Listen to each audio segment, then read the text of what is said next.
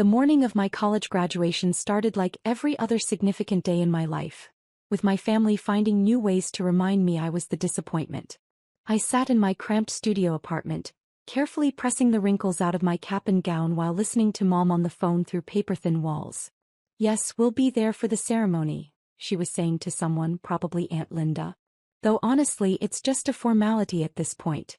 4 years of barely scraping by, living in that awful little place, working at that coffee shop. I keep telling David we should have just put the money toward Marcus's law degree instead." Marcus, my golden child older brother who'd sailed through Harvard Law on Dad's connections and credit cards, never working a day in his life. The same Marcus who was currently living in Mom and Dad's pool house at 28, finding himself between trust fund disbursements. I pulled my phone from the charger and saw the usual family group chat. Everyone discussing graduation plans without actually including me in the conversation. Dad had written, "Reserved parking for 2 p.m. ceremony. Marcus, bring the good camera. We'll make this quick and get dinner after." No one had asked if I wanted to go to dinner. No one had asked if I had other plans. For 4 years, they treated my education like an expensive hobby they were funding out of obligation, not investment. Every semester, Dad would sigh dramatically while writing the tuition check, muttering about throwing good money after bad. What they didn't know, what they'd never bothered to ask about, was that I'd been working 60-hour weeks at 3 different jobs to cover my living expenses. The coffee shop job they knew about because they'd seen me there once and spent 20 minutes lecturing me about wasting my degree. They didn't know about the late-night tutoring sessions where I helped struggling students with organic chemistry, or the research assistant position I'd held for 3 years under Dr. Patricia Hendricks in the molecular biology lab. They especially didn't know about the conversations I'd been having with Harvard Medical School's admissions committee for the past 6 months. I arrived at the university's main auditorium 90 minutes early, partly to help with setup as requested by Dean Morrison, but mostly to avoid the inevitable pre-ceremony lecture from Dad about realistic expectations and backup plans. The morning was crisp and clear, one of those perfect May days that made the campus look like something from a postcard. "Sarah." Dr. Hendricks spotted me immediately, her face lighting up with genuine pride. "There's our star researcher. Are you ready for today?" Dr. Hendricks was the kind of professor who actually cared about her students as human beings, not just grade point averages. She'd been my faculty advisor since sophomore year and had become something of a mentor. More importantly, she'd been the one to recommend me for the research scholarship that had been quietly covering my lab fees and textbook costs. "Ready as I'll ever be," I said, adjusting my cap nervously. "My family's coming, so that should be interesting." Her expression softened. In 3 years of working together, she'd gotten enough glimpses into my family dynamics to understand what interesting meant. "Well, I think they're going to be very surprised today." Before I could ask what she meant, Dean Morrison approached with his characteristic warm smile. "Sarah, perfect timing. I wanted to run through the special announcements with you one more time." "Special announcements?" My stomach dropped. I thought I was just receiving my diploma with everyone else. Dean Morrison and Dr. Hendricks exchanged a look I couldn't quite read. "Well, yes, but there are a few other items we need to address. Don't worry, it's all good news. We'll brief you fully in about an hour." Families began filtering into the auditorium around 1:30, and I spotted my parents immediately. Dad wore his "I'm doing this under protest" expression, the same one he'd worn to every school play, science fair, and academic award ceremony throughout my childhood. Mom had dressed appropriately for the occasion but kept checking her watch as if she had somewhere more important to be. Marcus arrived fashionably late, of course, wearing sunglasses indoors and carrying the good camera Dad had mentioned, though he spent more time taking selfies than actual family photos. My younger sister Emma sat between Mom and Dad, scrolling through her phone with the practiced boredom of a high school junior who'd been dragged to another family obligation. They'd saved me a seat technically, but it was at the end of the row where I'd have to climb over people to reach it. The universal family seating arrangement that said, "You're included but barely." "There she is," Dad said as I approached, his voice carrying that particular tone of resigned tolerance. "The graduate. How does it feel knowing this is finally over?" "Expensive," Mom added helpfully. $23,000 a year for 4 years. Plus living expenses, books, that computer you insisted you needed. Don't forget the coffee shop uniform," Marcus chimed in, lowering his sunglasses to look at me. Though I guess you'll be keeping that job for a while longer, right? Market's pretty tough for... What was your major again? Molecular biology, I said quietly. Right. Molecular biology. He said it like I'd told him my major was underwater basket weaving. Very practical. Lots of opportunities there, I'm sure. Emma didn't look up from her phone. Can we just get this over with? I'm supposed to meet Jessica at the mall at 4. I took my seat and tried to focus on the positive. In 2 hours this would all be over. I'd have my diploma, I'd be officially done with undergraduate studies, and I could move forward with the next phase of my life. Whatever that looked like. The ceremony began promptly at 2 p.m. with the traditional processional. Students filed in by department and I walked with my fellow biology majors, most of whom had family members cheering enthusiastically from the audience. I could see my parents in their seats, Dad already looking like he was calculating how much longer this would take. Dean Morrison took the podium with his usual commanding presence. He was the kind of academic leader who commanded respect without demanding it, soft-spoken but authoritative, with silver hair and wire-rimmed glasses that made him look like Central Casting's idea of a distinguished university dean. Welcome, families and friends, to our 156th commencement ceremony, he began. Today we celebrate not just the completion of academic requirements, but the beginning of new chapters in the lives of 847 remarkable young people. The opening remarks followed the standard template: acknowledgments of faculty, recognition of families, reminders about cell phone courtesy. I half-listened while scanning the audience, noting which families had brought elaborate flower arrangements and professional photographers. The Hendersons in the third row had what appeared to be a small film crew documenting their daughter's graduation. My family sat in their assigned seats like they were enduring a mandatory corporate training session. Before we begin conferring degrees, Dean Morrison continued, I'd like to take a moment to recognize some exceptional achievements within this graduating class. Each year, a small number of students distinguish themselves not just through academic excellence, but through research contributions that advance our understanding of their chosen fields. I felt a flutter of nervousness. Several of my classmates had done impressive research projects. Jennifer Martinez had published a paper on sustainable agriculture. Robert Kim had developed a new statistical model for predicting climate patterns. I hoped my work with Dr. Hendricks on protein synthesis mechanisms would at least get an honorable mention. This year's recipient of the Outstanding Undergraduate Research Award has spent 3 years investigating novel approaches to protein folding that could revolutionize how we understand Alzheimer's disease progression. Her work has already been accepted for publication in the Journal of Molecular Biology, and she's been invited to present her findings at the International Conference on Neurodegenerative Diseases this fall. My heart started beating faster. The protein folding research was my project, but I'd had no idea it was being considered for any awards. Dr. Hendricks had mentioned that the paper was accepted for publication, but I hadn't realized the significance of the journal or the conference invitation. I glanced at my parents. Dad was whispering something to Mom, probably calculating parking meter time.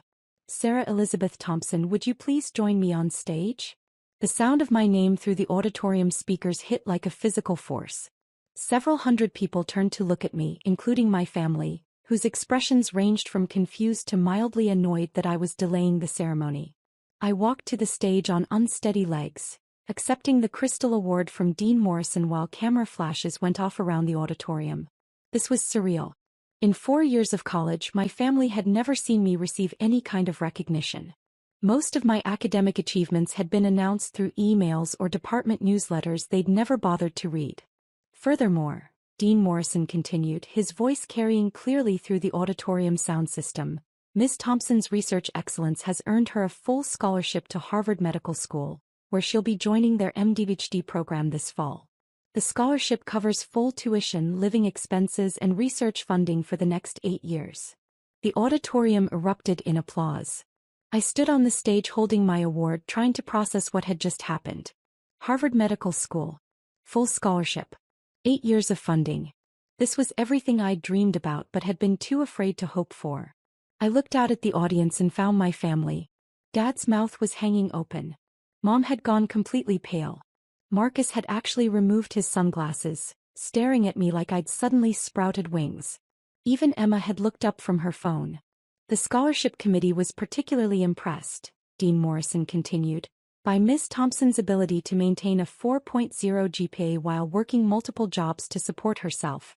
They noted that her dedication to both academic excellence and financial independence demonstrates the kind of character they seek in future physician researchers. Working multiple jobs.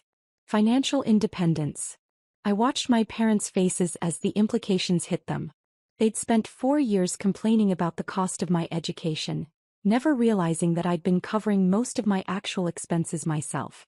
The tuition they'd grudgingly paid was only part of the story. Miss Thompson will begin her studies at Harvard this fall, where she'll be working with Dr. Amanda Foster, one of the world's leading researchers in neurodegenerative diseases. We expect great things from this exceptional young woman. I somehow made it back to my seat through continued applause, still clutching the Crystal Award. My roommates, fellow biology majors who'd become friends over late-night study sessions, were beaming at me with genuine excitement. "Sarah, that's incredible," whispered Jessica, who'd been my lab partner for 2 years. "Harvard Medical School. We had no idea you were even applying." That was intentional. I'd kept my medical school applications private because I couldn't bear the thought of my family's reaction if I'd been rejected. Better to apply quietly and deal with disappointment alone than to give them another opportunity to lecture me about unrealistic expectations. The rest of the degree conferral proceeded normally, but I barely heard any of it. My mind was spinning with the reality of what had just happened. Harvard Medical School. Full funding. MD-PhD program. I was going to be a doctor and a researcher. I was going to spend the next 8 years at one of the most prestigious medical schools in the world, working with leading experts in neurodegenerative diseases. And my family had just learned all of this at the same time as several hundred strangers.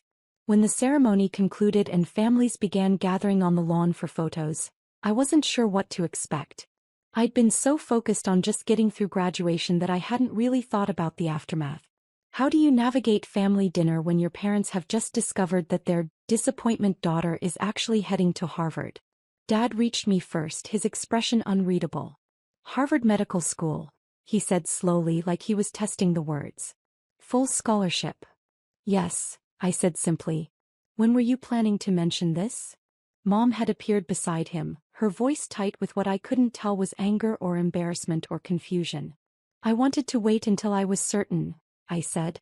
"Medical school acceptance is incredibly competitive. I didn't want to get anyone's hopes up." "Get our hopes up?" Marcus had joined the conversation and he looked genuinely shaken. "Sarah, this is Harvard Medical School. This is huge. This is bigger than huge." For the first time in my adult life, my brother was looking at me with something approaching respect. It was disorienting. "The dean said you've been working multiple jobs," Mom said quietly. "Why didn't you tell us you needed more money? We could have helped with living expenses." This was delicate territory. How do you explain to your parents that you'd been supporting yourself because you were tired of every dollar coming with a lecture about gratitude and responsibility? How do you tell them that you'd chosen financial independence over family assistance because the assistance always came with strings attached? "I wanted to prove I could do it myself," I said, which was true if incomplete. "But honey," Mom continued, and her voice had taken on a tone I rarely heard directed at me, something almost approaching maternal pride, "you didn't have to prove anything. We're your parents. We want to support your dreams." I looked at her carefully. This was the same woman who'd spent 4 years asking when I was going to get serious about my future. The same woman who'd suggested I consider community college to save money on this experiment. The same woman who'd introduced me to neighbors as our daughter who's studying something with science. "I appreciate that," I said diplomatically. "But it worked out for the best." The scholarship committee specifically mentioned financial independence as a factor in their decision. Dr. Hendricks appeared at my elbow, saving me from the increasingly awkward family dynamics. "Sarah, there are some people from Harvard who'd like to meet you. Do you have a few minutes?" "Of course," I said gratefully. "Harvard people?" Dad's voice had taken on a different quality. The tone he used when talking to Marcus's law school professors or anyone else he considered important. "What kind of Harvard people?" "Dr. Amanda Foster flew in from Boston specifically for today's ceremony," Dr. Hendricks explained. "She's the researcher Sarah will be working with. She wanted to meet Sarah and discuss some preliminary research ideas. Dr. Foster came here? Today. Mom was now looking at me like I'd somehow transformed into a different person. From Harvard. The medical school takes their scholarship recipients very seriously, Dr. Hendricks said. Especially someone with Sarah's research potential. Her protein folding work has implications far beyond what most undergraduates achieve. I could see the calculations happening in my parents' heads. Harvard professor. Flying in specifically to meet their daughter. Research potential. This was the kind of academic recognition they understood and valued. The kind they'd seen directed at Marcus but never at me. We'd love to meet Dr. Foster, Dad said quickly. Wouldn't we, honey? We'd love to hear more about Sarah's research opportunities. 20 minutes later, I found myself in the surreal position of watching my parents hang on every word of Dr. Amanda Foster, a woman who'd traveled from Boston to discuss my research future. Dr. Foster was everything I'd imagined. Brilliant, accomplished, and genuinely excited about the work we'd be doing together. Sarah's undergraduate research is remarkably sophisticated, Dr. Foster was explaining to my captivated family. Most students at her level are still learning basic laboratory techniques. Sarah has identified novel protein interactions that could lead to early intervention strategies for Alzheimer's patients. Early intervention, Dad repeated like he was taking mental notes. That sounds very important. It could change how we approach neurodegenerative diseases, Dr. Foster confirmed. Sarah's work has the potential to help millions of people. That's why Harvard was so eager to secure her for our program. Marcus, who'd been unusually quiet, finally spoke up. What kind of timeline are we talking about? For the research, I mean. The MD-PhD program is 8 years, Dr. Foster explained. 4 years of medical school coursework, then 3 to 4 years focused on research and dissertation. By the time Sarah graduates, she'll be both a practicing physician and a research scientist. She'll have her choice of positions at any major medical center or research institution in the world. Any major medical center, Mom repeated softly. In the world. The conversation continued for another 20 minutes, with Dr. Foster outlining research opportunities, potential collaborations with other institutions, and the kind of career trajectory I could expect. My family listened with the kind of attention they usually reserved for Marcus's law school stories or Dad's business meetings. When Dr. Foster finally excused herself to catch her flight back to Boston, promising to stay in touch over the summer, my family and I were left standing on the lawn in awkward silence. So, Emma said finally, I guess you're really smart? It would have been funny if it wasn't so representative of how little my family actually knew about my academic life. Emma was 17. She'd lived in the same house with me for most of her life, but she'd apparently never noticed that I'd graduated valedictorian from high school, earned a full scholarship to college, or spent the last 4 years maintaining perfect grades while working multiple jobs. I've always been really smart, I said gently. You just never asked. That hit harder than I'd intended. The silence stretched uncomfortably until Marcus cleared his throat. Look, Sarah, he said, and his voice had lost its usual condescending edge. I think we owe you an apology. A big one. We haven't been paying attention. To what you were accomplishing, I mean. You've been working multiple jobs, Mom said, and she sounded almost stricken. While maintaining perfect grades. While doing research that impressed Harvard Medical School. And we've been treating you like. She didn't finish the sentence, but she didn't need to. We all knew how they'd been treating me. Like the family disappointment, I finished quietly. Dad winced. Sarah, honey, that's not. We never thought you were a disappointment. I looked at him steadily. Dad, 3 hours ago you whispered to Mom that you were finally done wasting money on this failure. The color drained from his face. He'd forgotten I was sitting close enough to hear him, or maybe he just hadn't cared at the time. I didn't mean, that was just. I was frustrated about the expense, not about you personally. You told Aunt Linda that the money would have been better spent on Marcus's law degree, I continued. You've introduced me to your colleagues as our daughter who's studying something with science. You gave Marcus a new BMW for graduating high school, but when I graduated valedictorian, you took us to Applebee's. Each example hit like a physical blow. I wasn't trying to be cruel, But 4 years of accumulated dismissal and condescension had to be addressed if we were going to have any kind of honest relationship moving forward. I think, Mom said carefully, that we've made some serious mistakes in how we've supported you. Or failed to support you. The question now, I said, is what happens next? It was a fair question. In 3 months, I'd be moving to Boston to begin medical school. 8 years of education stretched ahead of me, followed by residency, fellowship, and hopefully a career in academic medicine. I was about to embark on a path that would likely keep me busy and geographically distant for the next decade. Did I want my family to be part of that journey? Did they want to be part of it? And if so, how did we rebuild a relationship that had been based on their fundamental misunderstanding of who I was and what I was capable of? We'd like to be better, Dad said finally. We'd like to understand what you're doing and support it properly. If you'll give us the chance. We're proud of you, Mom added, and her voice caught slightly. We should have been proud of you all along, but we're proud of you now. Harvard Medical School, Sarah. Our daughter is going to Harvard Medical School. That sounds wonderful, Dad said, though I could tell he was still processing the fact that his failure daughter had been personally recruited by Harvard Medical School. The position pays $48,000 for 3 months, I continued. Plus research publication bonuses. Dr. Hendricks thinks we'll have 2 more papers accepted before I leave for Boston. $48,000 for a summer research position. That was more than Marcus had made in his entire first year out of law school, back when he was actually practicing law instead of finding himself in the pool house. 48,000, Emma repeated. For 3 months. Research scientists are well compensated, I said. Especially when their work has commercial applications. The protein folding research has already attracted interest from 3 pharmaceutical companies. I could see my family recalculating everything they thought they knew about my career prospects. This wasn't just academic achievement. This was practical financial success. The kind of success they understood and respected. Sarah, Marcus said slowly, I think I owe you a really big apology. Like a really, really big apology.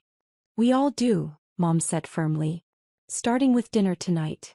A proper celebration dinner. Wherever you want to go. And dessert, Emma added. Really good dessert. Like expensive dessert. I looked at my family, my flawed, dismissive, occasionally impossible family, and felt something I hadn't experienced in years. Hope. Not for perfection but for better. For the possibility that they could learn to see me as I actually was, rather than as their preconceived notion of what I should be. I'd like that, I said. But can we go somewhere that doesn't have a kid's menu? I'm 22 and heading to Harvard Medical School. I think I've earned the right to eat somewhere with cloth napkins. Dad laughed. Actually laughed, not the polite chuckle he usually offered when I attempted humor. Cloth napkins it is. The fanciest restaurant in town. Our future doctor deserves the best. Future doctor. Our future doctor. It was the first time I'd heard genuine pride in his voice when he talked about my future, and it meant more than I'd expected. As we walked toward the parking lot, Dr. Hendricks caught up with us one more time. Sarah, I forgot to mention, Harvard called this morning. Dr. Foster wanted me to tell you that they've arranged housing in graduate student apartments near the medical school. Fully furnished, utilities included. You won't need to worry about finding a place or dealing with security deposits. That's incredibly generous, Mom said, and I could tell she was starting to understand the level of investment Harvard was making in my education. They also mentioned, Dr. Hendricks continued with a slight smile, that the scholarship includes an annual stipend for conference travel and research expenses. $25,000 per year, on top of tuition and living expenses. $25,000 per year for research expenses. I was beginning to understand that this wasn't just a scholarship. This was Harvard Medical School investing in my potential as a future leader in medical research. My family was beginning to understand it too. As we reached Dad's car, he turned to me with an expression I'd never seen before. Something between amazement and remorse. Sarah, I need you to know something. When I said I was done wasting money on this failure, I wasn't talking about you personally. I was talking about, well, I thought I was talking about a degree that wouldn't lead anywhere practical. I know, Dad. But that's not an excuse, he continued. I should have asked more questions. I should have taken more interest in what you were actually studying and achieving. I should have been a better father. You can be a better father starting now, I said. If you want to be. I do want to be, he said quietly. We all do. The drive home was different from any family car ride I could remember.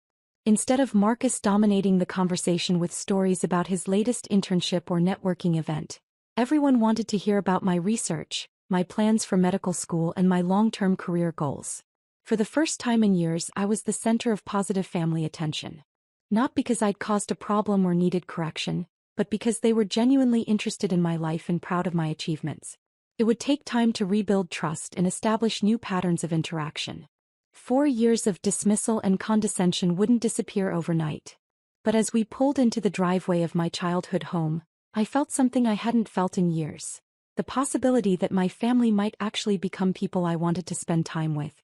That evening, over dinner at the nicest restaurant in town, complete with cloth napkins as promised, Dad raised his glass for a toast.